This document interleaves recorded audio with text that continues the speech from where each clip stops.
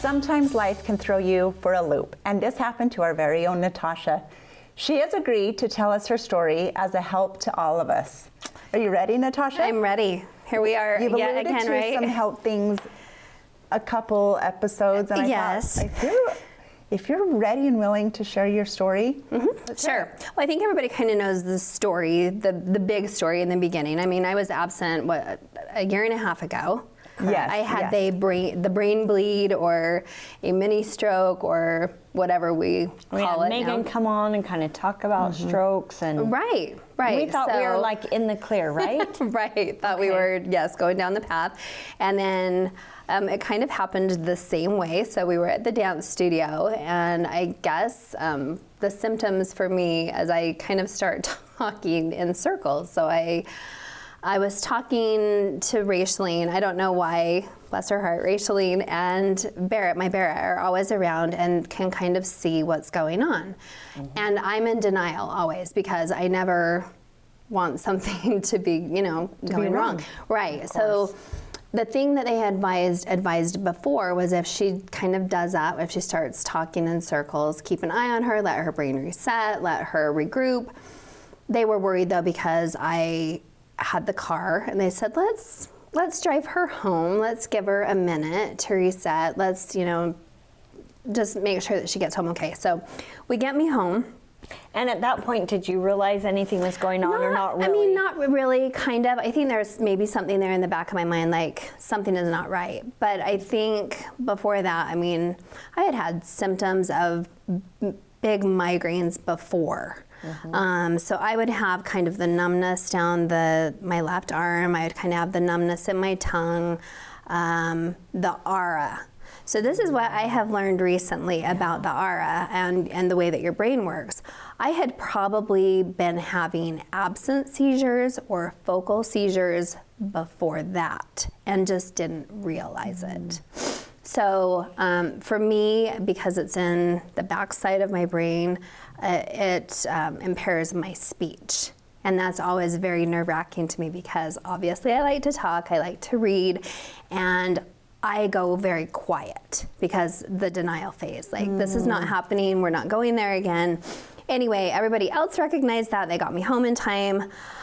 This happened on December 8th, and it was a grand mal seizure. So thankfully, the kids had been pushed away. I was sitting there with Keith. It was around Christmas time, and I don't know if you recall the guest that we had here with the cute little Christmas book, right? Yeah, Rhonda.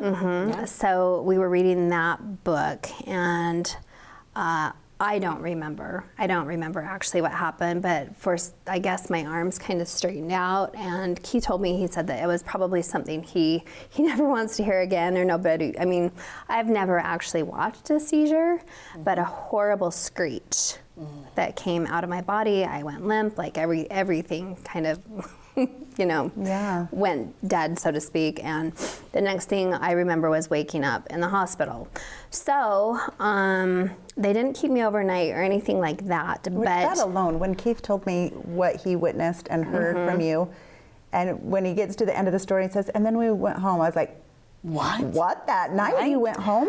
Which in all of this research, that's the part that has been really interesting, right? Because even if you watch the MRI photos, the original pool of blood, how big it was, and then, then it's kind of, I guess, what's the word?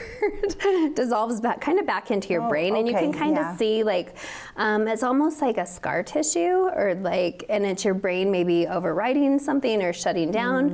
The odd thing for me was that there really hadn't been something to set me off, so to speak. I don't know what really triggered it. I don't know if there hadn't been any bright lights. So I have a couple of theories. I don't know if they're true or not or whatever. I had seen the Taylor Swift movie in theater, but it had been 2 days prior, I want to say. And there is the warning when you go into the theater that there is if you have anything that could trigger the super bright lights or anything of that nature. So that was very interesting to me. It could be. Right. Don't really know. I don't know if it long term. Nope. But could be. What was the other? So then I've also read a little bit more into even COVID vaccinations, but I don't know. I've heard that as well. I mean, everybody kind of has their theory about that.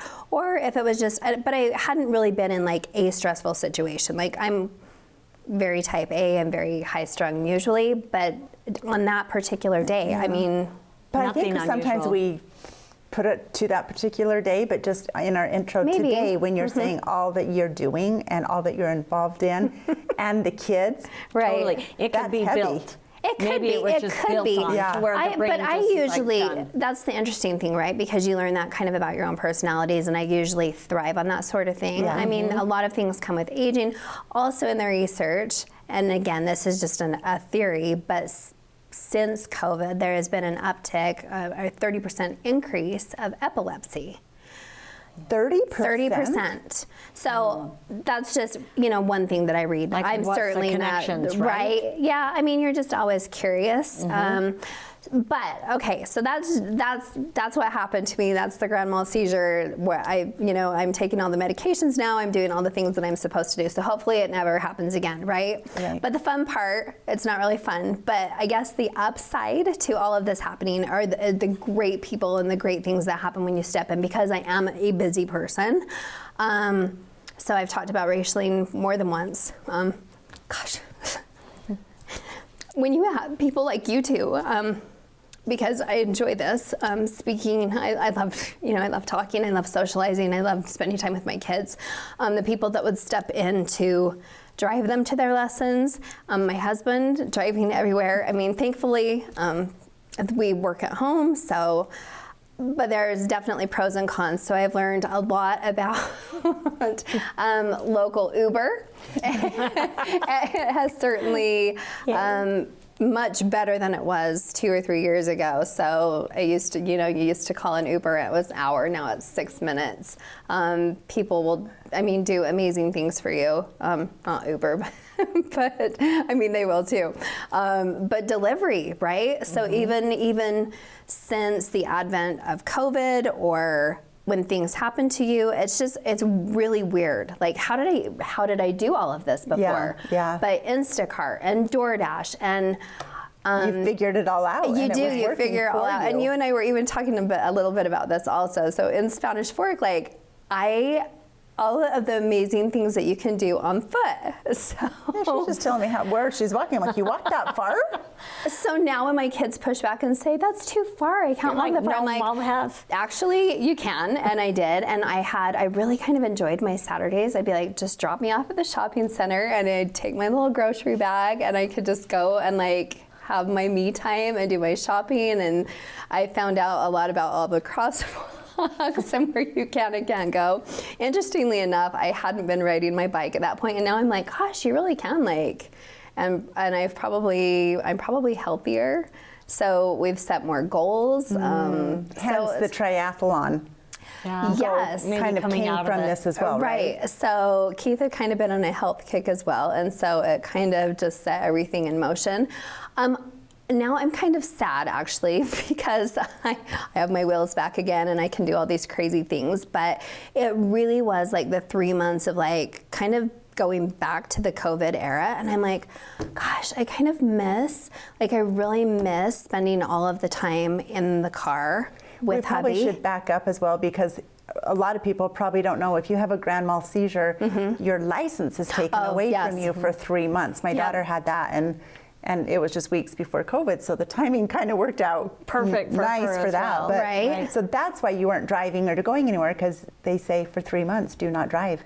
And it's true, and you just become so resourceful, and I kind of love now too, I was able to use it as that sounds terrible, to use it as an excuse, but mommy can't pick you up, you're gonna have to find, and it made at least my oldest more independent. I can't take you everywhere, you're going to have to find a ride somewhere else, or if the cutoff is at 9 p.m., Dad's gonna have to run you, or we're gonna have to do something different. So there's a part of me that wishes we could kind of go back to that. Yeah. I was cooking more. I was learning new recipes, because you're home. Yes, Yeah. and you're just not, you're not eating out all the time. You're not running all the time.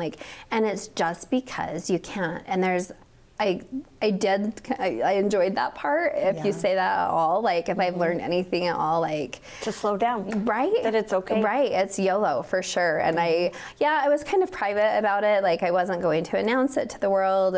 But it is if you are having all of the symptoms, if it's not normal, if you are. If it's more than a migraine, or it's always worth getting checked out, and it's no secret that I'm getting up there in years. So you're having the big one this year, right? So oh, Natasha, yes.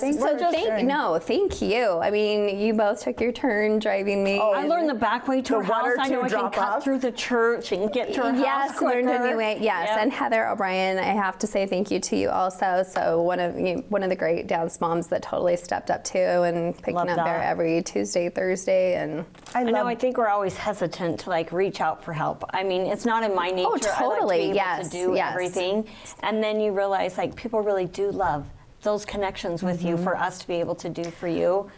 Super fulfilling and gratifying as well to give back. It was great to kind of connect in all sorts of circles. Thanks for sharing, Natasha. Of course. And thanks for sharing the lesson learned, because I think a lot of us, we go through trials, and of course it's not till you're through it that you can look back and see the lesson. So thanks for sharing. So I check back again with the neurologist in December, and hopefully, get cleared to just keep moving forward. Okay, well, we wish you the best. Thank you. Thanks.